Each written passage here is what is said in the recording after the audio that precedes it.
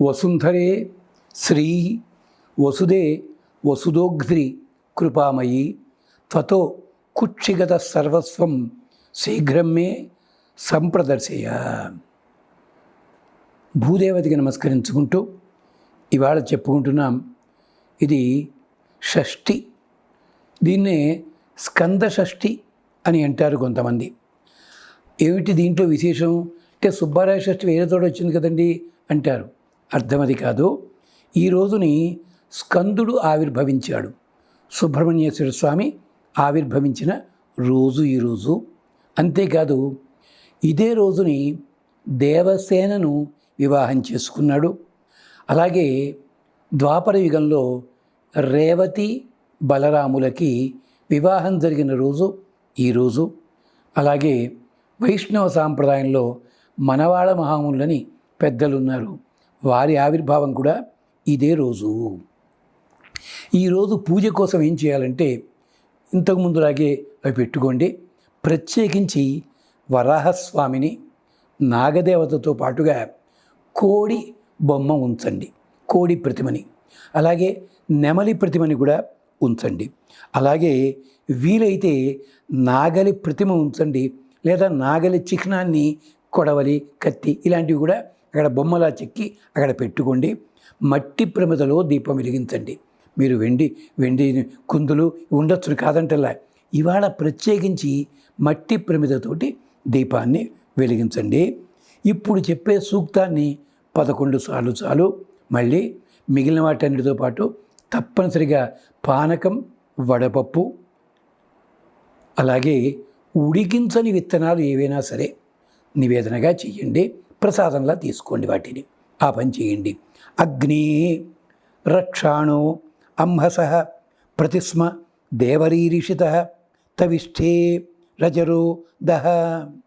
మళ్ళీ ఒక్కసారి అగ్ని రక్షాణో అంహస ప్రతిస్మ దేవరీషత తపిష్టౌ అజరో దహ. భగవంతుడా మాకు రక్షణ కలిగించు. అగ్నే రక్షాణో అంహస. రక్ష నహ అంహస. మమ్మల్ని పాపాల నుంచి తొలగించు. ఒకప్పుడు చేతిలో దీపం వెలిగించి ప్రమాణం చేసేవారు, లేదా దీపం ఆర్పేసి ప్రమాణం చేసేవారు. దీపం వెలిగింది ఎందుకని? పాపాలు చెయ్యను అని చెప్పడం కోసం. అందుకని అగ్ని రక్షాణో అంహస ప్రతిస్మ దేవరీషత. నువ్వు ఏం చేయాలో తెలుసునా? ప్రతిస్మ దేవ రీషత తపిష్టౌ అజరో దహ. నీవు అజరుడివి, మరణమన్నది నీకు లేదు. నువ్వు చేయాల్సింది ఏమిటి? మా శత్రువులు ఉంటారు చూచావా, వాళ్ళని దూరంగా పరిగెత్తించు. అది గమనించు. అడవుల లోపల దీపం కగడాలు పట్టుకు వెళ్ళేవారు. ఎందుకోసము? కాగడాలు పట్టుకెడుతుంటే సింహాలు, పెద్ద పుళ్ళు, తోడేళ్ళు లాంటివి దగ్గరికి రావు, దూరంగా పోతాయి. జింకలు లాంటివి అయితే నిలబడతాయి, అది అలా వచ్చి నిలబడతాయి అంతే. అవి గక్కుని దగ్గరికి రావు, నిలబడతాయి అంతే. అలాగే పాములు కూడా దూరంగా పోతాయి. అది విశేషం. అంచేత అగ్నిదేవ, మా శత్రువులందరినీ కూడా పరిగెత్తించు. నీ శిఖలతోటి శత్రువుని కాల్చివెయ్యి. శత్రువులు ఎన్ని రకాలంటే 2 రకాలన్నాడు. ఒకటి నేను శత్రువుగా భావించేవాళ్ళు, రెండోది నన్ను శత్రువుగా భావించేవారు.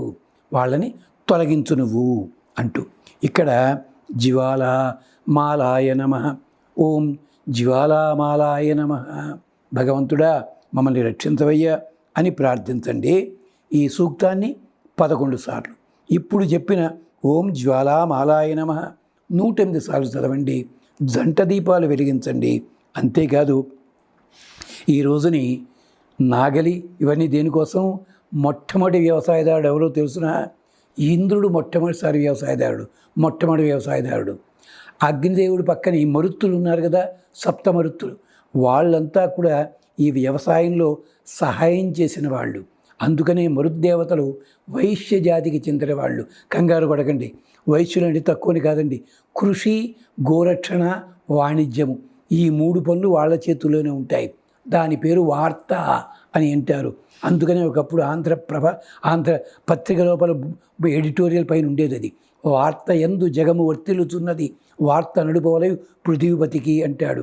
అంటే కృషి, గోరక్షణ, వాణిజ్యము. మనకి వాణిజ్యమే తెలుసు తప్ప గోరక్షణ అంటే గోవులను రక్షించేవారు. వాళ్ళు ఒకప్పుడు గోవుల శాలలు పెట్టేవారు, గోమఠులు వాళ్ళు. పదం మారింది తర్వాత. అలాగే విష ప్రవేశించుట అంటే ఏ రంగంలోకైనా అవలేలగా ప్రవేశించగలరు. అలాగే కృషి, కర్షణ. ఇప్పటికి కూడా చాలా ప్రాంతాల్లో ఆ వంశం వాళ్ళంతా కూడా మొట్టమొదటి నాగలి పెట్టి దున్ని తర్వాత కౌలుకి ఇచ్చుకుంటారు అలవాటు ఉంది. అందుకని నాగలి. అలాగా మనకి రక్షణ కలిగిస్తాడు పరమాత్మ. ఈ అగ్ని ఎద్దు రూపంలో ఉన్నాడు, గోవు రూపంలో ఉన్నాడు. అందుకనే అగ్ని అంటారు. అగ్నియా అని పేరు దానికి, ఆవుకి కానీ ఎద్దుకి కానీ. అలాగే దాన్ని మనం ప్రారంభించుకుందాం. ఈ కార్తీక శుద్ధ షష్ఠి నాడు ఇలాగా దేవసేన వివాహము జరిగింది. దేవసేన అక్కడ కథ మనకి పురాణాల్లో కనిపిస్తుంది, చూసుకోండి జాగ్రత్తగాను. రేవతి బలరాముల కళ్యాణం కూడా చాలా విశేషమైనది. అది కూడా చాలా గొప్పగా ఉంటుంది, భాగవతంలో చెప్పారు. వీటిని మనం శ్రద్ధగా ఆచరించుకుందాం, ఆ ఫలితాలు పొందుదాం. ఏమిటి? దుఃఖం తొలగిపోతుంది, కుటుంబ సౌఖ్యం ఏర్పడుతుంది, శత్రుబాధ తొలగుతుంది, సంపదలు ఆవిర్భవిస్తాయి. వసుంధరే శ్రీ, వసువులన్నీ ధరించిన దానా, వసుదే చక్కటి సంపదలన్నీ ఇచ్చేదానా, వసుదోగ్ధ్రి చెట్లు పుట్టలు ఇలాంటి వీటి ద్వారా సంపదను పిండుతావు మా కోసం అని చెప్పి, కృపామయి త్వత్ కుక్షిగతం సర్వస్వం, నీ పొట్టలో నీ భూమి లోపల ఉండే అన్ని సర్వస్వాన్ని కూడా శీఘ్రమే సంప్రదర్శయ, నాకు దర్శింపజేయి తల్లి అంటూ భూదేవతని ప్రార్థిద్దాం. తులసి కోటకి నమస్కరిద్దాం. తులసి మట్టిని కొద్దిగా స్వీకరించి దండం పెట్టుకుందాం. అయ్యా మీరు పశుకుంగాతంగా చెప్పట్లేదు, ఎలాగా పూజలు చేస్తారు మీరు, అందుకని విశేషంగా చెప్పటం లేదు.